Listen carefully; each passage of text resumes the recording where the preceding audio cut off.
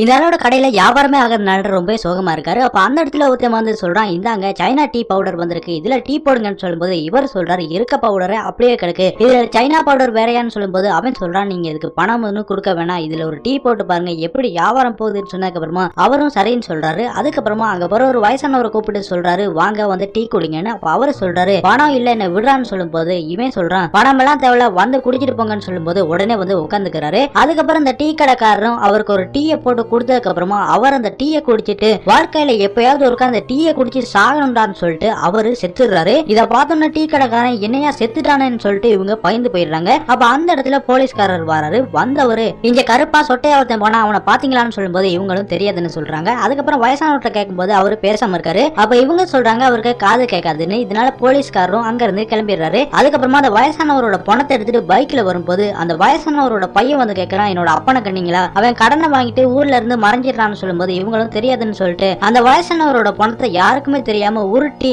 ஒரு மூளையில வச்சுட்டு அங்க இருந்து கிளம்பிடுறாங்க. அப்படி அவங்க பைக்ல வரும்போது அந்த இடத்துல ரெண்டு பேர் ஃபாலோ பண்ணி வந்து சொல்றாங்க, உங்களுக்கு விஷயம் தெரியுமா, ஊர்ல ஒரு பணம் விழுந்து போயிருச்சு, சீக்கிரமா வந்து டீயை போடுங்களான்னு சொன்னதுக்கு அப்புறமா இவங்களும் டீ போட தான் கூப்பிட்டீங்களான்னு சொல்லிட்டு டீயை போட்டு அங்க இருக்கவங்களுக்கு கொடுத்துட்டு இருக்காங்க. அப்ப அந்த வயசானவரோட பையன் வந்து என்னை விட்டு போயிட்டே அப்பான்னு சொல்லி கதறி கதறி அழுகும் போது அப்பாவோட வாயில நொர தள்ளுறத பாக்குறான். இதை பார்த்தோன்னு என்னோட அப்பா நெஞ்சு வழியில செத்தாருன்னு சொன்னீங்களா, விஷத்தை கொடுத்து கொண்டு இருக்கீங்களேன்னு சொல்லிட்டு அவன் வந்து குழம்பிடுறான். அப்ப அந்த இடத்துல போலீஸ்காரர் வந்து சொல்றாரு, இதுக்கு முன்னாடி இவரை பார்த்தனே டீ கடைக்காரங்க கூட சொன்னாங்க அவருக்கு காது கேட்காதுன்னு. இதை பார்த்தோன்னா பையன் சொல்றான், என்னோட அப்பாவுக்கு நல்லாவே காது கேட்கும், அந்த டீ கடைக்காரனுங்க எங்கன்னு சொல்லிட்டு டீ கடைக்காரனுங்களை பிடிச்சி விசாரிக்கும் போது அவனுங்களும் உண்மையை சொல்லிடுறாங்க. அதுக்கப்புறமா இவன் என்ன தைரியம் தான் என்னோட அப்பாவை கொண்டு இருப்பீங்கடான்னு சொல்லிட்டு கத்தி எடுத்துட்டு வெட்டுறதுக்காக துரத்துறான். அந்த நேரம் மத்தவங்க எல்லாம் வாயை பழக்கிறாங்க. என்னன்னு சொல்லி பார்த்தா அந்த வயசானவர் எந்திரிச்சு நிக்கிறாரு. அப்ப வயசானவர் சொல்றாரு, அவன் மேல எந்த தப்புமே இல்ல, நான் தான் கடன் தொல்லை தாங்க முடியாம விஷத்தை குடிச்சிட்டு நடந்து போனேன், ஆனா அந்த சைனா டீ என்ன காப்பாத்துச்சுன்னு சொல்லும்போது பையன் சொல்றான், கொக்கா மக்கா கடனை வாங்கிட்டு ஏன் தலையில போட பாத்தியாடா, ஒன்னதாண்டா வெட்டணும்னு சொல்லிட்டு கத்தி எடுத்துட்டு துரத்திட்டு வரான். அதுக்கப்புறம் இந்த டீ கடைக்காரங்களும் எப்படியோ தப்பிக்கணும்னு சொல்லிட்டு நடந்து வராங்க.